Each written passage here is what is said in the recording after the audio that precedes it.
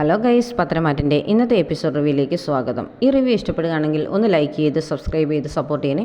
ദേവയാനി പൊട്ടിക്കരഞ്ഞുകൊണ്ട് സത്യങ്ങളെല്ലാം തുറന്നു പറയുകയാണ്. എന്നിട്ടും ആദർശിൻ്റെ മുഖത്ത് ദേഷ്യം മാറുന്നേയില്ല. അന്നേരം ദേവയാനി പറയും, മോനെ ഞാൻ പറഞ്ഞാൽ നീ കേൾക്കില്ല, നീ പോയി നയനമോളെ വിളിച്ചുകൊണ്ട് വാ, എനിക്ക് അവളില്ലാതെ പറ്റത്തില്ലെന്ന്.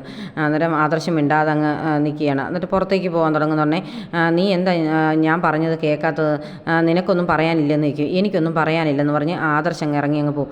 അപ്പോഴത്തേനുടനെ ദേവയാനി ചോദിക്കും, അച്ഛൻ എന്താ ഒന്നും പറയാത്തെന്നൊക്കെ ചോദിക്കും. നിങ്ങളാരും ഒന്നും പറയുന്നില്ലല്ലോ എന്ന് ചോദിക്കും. ഞങ്ങൾ എന്ത് പറയാനാ, അതിൻ്റെ കാര്യങ്ങളൊക്കെ തീരുമാനിക്കുന്നത് അവനാന്ന് പറയും. ഞാൻ തെറ്റെല്ലാം ഏറ്റു പറഞ്ഞല്ലോ, ഇനിയിപ്പോൾ എൻ്റെ നയനമോളെ വിളിച്ചുകൊണ്ട് വരുന്നതിന് എന്താ കുറ്റം? എനിക്ക് അവളില്ലാതെ ജീവിക്കാൻ പറ്റില്ല. അത് കാരണം അവളെ എത്രയും പെട്ടെന്ന് വിളിച്ചുകൊണ്ട് വരണം. നിങ്ങളാരും പോയി വിളിച്ചില്ലെങ്കിൽ ഞാൻ പോയി വിളിക്കും. എനിക്ക് എൻ്റെ നയനമോൾ എൻ്റെ ജീവിത അവസാനം വരെ എൻ്റെ കൂടെ കാണണമെന്ന് എനിക്ക് ആഗ്രഹമുണ്ടെന്ന് പറഞ്ഞ് സങ്കടപ്പെട്ട് കരഞ്ഞുകൊണ്ട് അകത്തോട്ട് അങ്ങ് കയറി പോവാണ് ദേവയാനി. ഇത് കാണുമ്പോൾ എല്ലാവർക്കും സന്തോഷമാകുന്നുണ്ട്. ദേവയാനി ഒരുപാട് സ്നേഹിക്കുന്നുണ്ടല്ലോ നയനയെന്ന് ഓർത്തിട്ട്. എന്തായാലും നമ്മളെല്ലാം ആഗ്രഹിച്ച പോലെ തന്നെ ഏട്ടത്തി നയനെ സ്നേഹിക്കാൻ തുടങ്ങിയല്ലോ എന്നൊക്കെ പറഞ്ഞ് അജയൻ എല്ലാവരോടുമായിട്ട് സന്തോഷമൊക്കെ പങ്കിടുന്നുണ്ട്. ഈ സമയത്ത് കനകയ്ക്കും ഗോവിന്ദനും ഭയങ്കര സങ്കടമാണ്. ആദർശ് എന്താണ് ഇങ്ങനെയൊക്കെ പെരുമാറുന്നതെന്ന് ഓർത്തിട്ട്. എന്തായാലും നമുക്ക് ഒന്നുകൂടെ ആദർശിനെ പോയി കണ്ടാലോ എന്നൊക്കെ കനക പറയുന്നുണ്ട്. വേണ്ട, നമ്മളായിട്ട് അതിനകത്തൊന്നും ഇടപെടണ്ട, ആദർശ് മോൻ എന്താണ് തീരുമാനിക്കുന്നത് അത് നടക്കട്ടെ എന്നൊക്കെ പറഞ്ഞുകൊണ്ടിരിക്കുന്ന സമയത്ത് ആദർശ് അങ്ങോട്ട് കയറി വരും. എന്നിട്ട് മോനെ ഇരിക്കുന്നൊക്കെ പറയുമ്പോഴത്തേന് എനിക്ക് നയനെ ഒന്ന് കാണണം, സംസാരിക്കണം എന്നൊക്കെ പറയും. എന്താ മോനെ എന്ന് ചോദിക്കും. ഞാൻ ചില കാര്യങ്ങളൊക്കെ അറിഞ്ഞു, അതിന് കാര്യങ്ങളെക്കുറിച്ച് സംസാരിക്കാനാണ്, എനിക്ക് ഡൈവോഴ്സ് വേണം, അതിനുവേണ്ടി ഇവളോടൊന്ന് സംസാരിച്ചിട്ട് വേണം തീരുമാനിക്കാൻ എന്നൊക്കെ പറയും. എന്നാൽ നീ മോനെ അകത്തേക്ക് കൊണ്ടുപോകാൻ പറഞ്ഞ് നയന ഉടനെ അകത്തേക്ക് ആദർശിനെ വിളിച്ചുകൊണ്ട് പോവുകയാണ്. ആദർശ് അകത്ത് വരുമ്പോഴത്തേന് നയന ചോദിക്കുന്നുണ്ട്, എന്താ ആദർശിട്ടാ പറ്റിയത്, എന്നോട് എന്നെ ഇത്രയും വെറുപ്പ് കാണിക്കുന്നത്, ഞാൻ എന്ത് തെറ്റാ ചെയ്തതെന്നൊക്കെ ചോദിക്കുന്നുണ്ട്. ഉടനെ പറയും, നീ എന്താ തെറ്റ് ചെയ്തതെന്ന് നിനക്ക് മനസ്സിലായില്ലേ എന്ന് ചോദിക്കും. നീ പല കാര്യങ്ങളും എന്നിൽ നിന്ന് മറച്ചു വെച്ചു, നീ എന്ത് കാര്യം എന്നോട് പറയാനിരുന്നതെന്നൊക്കെ ചോദിക്കും.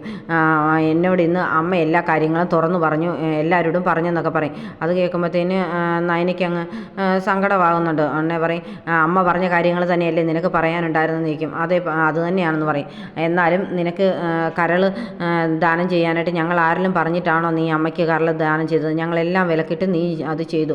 അത് കഴിഞ്ഞപ്പോൾ തൊട്ട് ഞാൻ നിൻ്റെ അടിമയെ പോലാണ് ജീവിച്ചിരുന്നത്. നീയാണ് എൻ്റെ അടുത്ത് ഇങ്ങനെ ഒരു കാര്യം മറച്ചു വെച്ചത്. അമ്മ നിന്നെ സ്നേഹിക്കുന്നുണ്ടെന്ന് പറഞ്ഞിരുന്നത് ഞാൻ സന്തോഷിക്കുകയല്ലേ ചെയ്യത്തുള്ളായിരുന്നു, നിനക്ക് രഹസ്യമായിട്ടാണല്ലോ എന്നോടത് പറഞ്ഞുകൂടായിരുന്നു എന്നൊക്കെ ചോദിക്കും.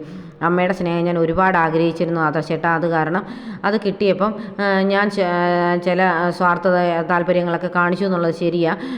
അമ്മ എന്നോട് പറയുകയും ചെയ്ത് അത് ആദർശനോട് പറയരുതെന്ന്, അതുകൊണ്ടാണ് ഞാനത് മറച്ചു വെച്ചെന്നും പറയും. ഞാൻ നിന്നിൽ നിന്ന് ഒരു കാര്യവും മറച്ചു വെക്കാറില്ല. അപ്പം നീ എന്നിൽ നിന്ന് ഇങ്ങനൊരു കള്ളത്തരം കാണിച്ചത് എനിക്ക് സഹിക്കാൻ പറ്റില്ലായിരുന്നു. ആദ്യമൊക്കെ നിന്നോട് എനിക്ക് ഭയങ്കര വെറുപ്പായിരുന്നു.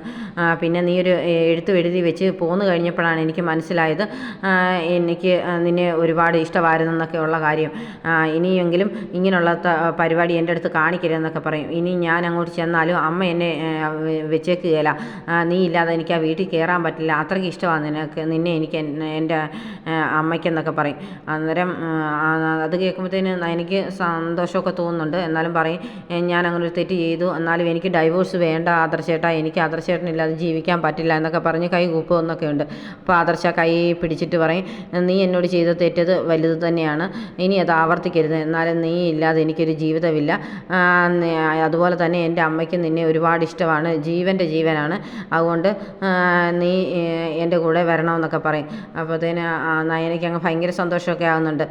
നയന സൂറിയൊക്കെ പറയും, പുറത്തിരിക്കുന്നവരും എന്നെ ഒത്തിരി കളിപ്പിക്കാനൊക്കെ കൂട്ടു നിന്നവരല്ലേ, അതുകൊണ്ട് അവർ വെച്ചിട്ട് ടെൻഷൻ അടിക്കട്ടെ എന്ന് പറഞ്ഞിട്ടാണ് ആദർശ് നയനയായിട്ട് പുറത്തേക്ക് ഇറങ്ങി വരുന്നത്. അന്നേരം കനക ചോദിക്കുന്നുണ്ട്, മോനെ മോളായിട്ട് എങ്ങോട്ടാന്ന് ചോദിക്കും. ഞാൻ ഇവളെ കൊണ്ടുപോകാമെന്ന് പറയും. എങ്ങോട്ടാ എന്ന് ചോദിക്കുമ്പോൾ പറയും, വക്കീൽ ഓഫീസിലേക്കാണ്, ഒരു മ്യൂച്വൽ ഡൈവോഴ്സ് പെറ്റീഷൻ ഒപ്പിടാമെന്ന് ഇവൾ സമ്മതിച്ചു, അത് കാരണം അതിനുവേണ്ടി ഞാൻ ഓഫീസിലേക്ക് കൊണ്ടുപോകാമെന്ന് പറയും. അതൊക്കെ വേണോ മോനെ, മോള് എന്ത് തെറ്റാ ചെയ്തതെന്നൊക്കെ ചോദിക്കുന്നുണ്ട്. അത് അമ്മയായിട്ട് ഇവള് സ്നേഹമായ കാര്യം എന്നോട് മറച്ചു വെച്ചു, അതെനിക്ക് സഹിക്കാൻ പറ്റത്തില്ലായിരുന്നൊക്കെ പറയും. അത് ആദ്യം തൊട്ടേ അറിഞ്ഞപ്പം തൊട്ട് ഞങ്ങൾ പറയുന്നതാണ് മോനോട് പറയണമെന്ന്, എന്നിട്ട് ദേവയാനി സമ്മതിക്കാഞ്ഞുകൊണ്ട് മാത്രമാണ് അത് പറയാതിരുന്നതെന്നൊക്കെ ഗോവിന്ദൻ പറയും. ഞാനാണ് വിഷുവിൻ്റെ അന്ന് പ്രത്യേകം പറഞ്ഞു, അതിനെക്കുറിച്ച് സംസാരിച്ചപ്പോൾ ദേവയാനി സമ്മതിച്ചതാണ് അത് പറഞ്ഞോളാൻ, അത് പറയാനായിട്ടാണ് മോള് കഴിഞ്ഞ ദിവസം അങ്ങോട്ട് വന്നിരുന്നതെന്ന് പറയും. അപ്പം കനക പറയും, ഞങ്ങളോടും ഇതൊന്നും പറഞ്ഞില്ലായിരുന്നു, എനിക്ക് എനിക്ക് സംശയം തോന്നിയിട്ട് ഞാൻ പുറകെ നടന്നാണ് ഈ സത്യങ്ങളൊക്കെ മനസ്സിലാക്കിയതെന്നും പറയുന്നുണ്ട്.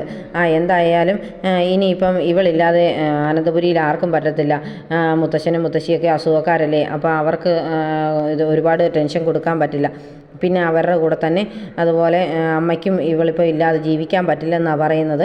എനിക്കും അതുപോലെ തന്നെയാണ്, അച്ഛനും അതുപോലെ തന്നെയാണ്. അതുകൊണ്ട് ഞാൻ ഇവളെ കൊണ്ടുപോവാണെന്ന് പറയുമ്പോൾ അവർക്കെല്ലാം ഒരുപാട് സന്തോഷമാകുന്നുണ്ട്. പിന്നെ ഒരു കാര്യം ഞാൻ നിങ്ങളുടെ ഉപയോഗിച്ച് പറയുകയാണ്, ഇവൾ ഇനി ഒരിക്കലും എന്നോട് ഒരു കാര്യങ്ങളും മറച്ചു വെക്കാൻ പാടില്ല, എനിക്ക് വിശ്വസ്തയായിരിക്കണമെന്നൊക്കെ പറയും ആദർശ്. ഉടനെ അവർ രണ്ടുപേരും പറയുന്നുണ്ട്, ഇല്ല ഇനി മോൾ അങ്ങനെ ഒരു തെറ്റ് ചെയ്യത്തേ ഇല്ലെന്ന് പറഞ്ഞ് സന്തോഷത്തോടു കൂടി അവരെ യാത്രയാക്കുകയാണ്.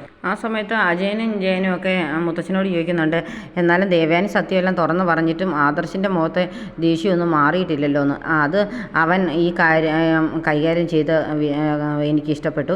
ഇങ്ങനെ തന്നെയാണ് ഇത് കൈകാര്യം ചെയ്യേണ്ടത്. അതുകൊണ്ട് എന്താ ദേവയാനിയുടെ മനസ്സിലെ സങ്കടങ്ങളും സന്തോഷങ്ങളും എല്ലാം നമുക്ക് അറിയാൻ പറ്റിയില്ലേന്ന്.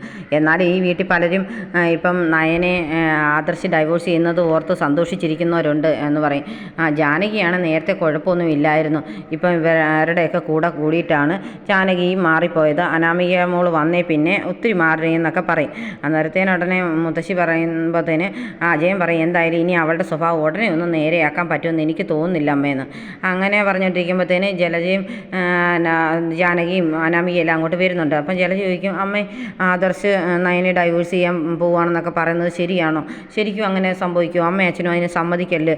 നയനെ അങ്ങനെ നമുക്ക് വിട്ട് കളയാൻ പറ്റുമോ? അവൾ നമ്മുടെ കമ്പനിയിലെ മെയിൻ ഡിസൈനറല്ലേ. അപ്പോൾ അവളെ അങ്ങനെ വിട്ട് കഴിഞ്ഞാൽ പിന്നെ നമ്മുടെ കമ്പനിക്ക് ഒരുപാട് നഷ്ടം വരത്തില്ലേ. അതുകൊണ്ട് അവനെ പറഞ്ഞ് മനസ്സിലാക്കുകയല്ലേ ചെയ്യേണ്ടത്. അച്ഛനും അമ്മയും കൂടെ അതിന് പകരം അവനെ സപ്പോർട്ട് ചെയ്യുന്നത് ശരിയാണോ എന്നൊക്കെയുള്ള അടവാണ് ജലജ എടുക്കുന്നത്. ഉടനെ മുത്തശ്ശൻ ഇവരെ അങ്ങ് സൂപ്പിക്കാനായിട്ട് പറയും, എന്ത് ചെയ്യാൻ, ആദർശിന് അവളെ വേണ്ട എന്ന് തീരുമാനിച്ചു കഴിഞ്ഞാൽ പിന്നെ വേണ്ട, അതിനകത്ത് ഒരു അഭിപ്രായം ഞാൻ പറയാനില്ലെന്ന് പറയും. എന്നാലും നമ്മുടെ കുടുംബത്ത് ആരെങ്കിലും ഇതുപോലെ ഡൈവോഴ്സ് ഒന്നും ചെയ്തിട്ടില്ലല്ലോ, അന്നേരം ഇത് അങ്ങനെ ചെയ്യുന്നത് ശരിയാണോ അച്ഛാ എന്നൊക്കെ ജലജ ചോദിക്കുകയാണ്.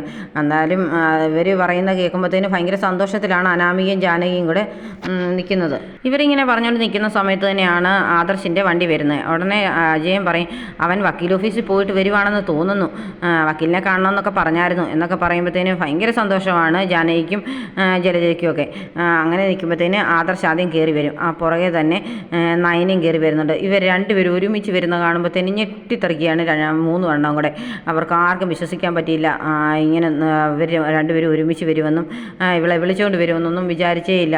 ഇങ്ങനെ നിൽക്കുന്ന ഇവരെ കാണിച്ചുകൊണ്ടാണ് ഇന്നത്തെ എപ്പിസോഡ് അവസാനിക്കുന്നത്.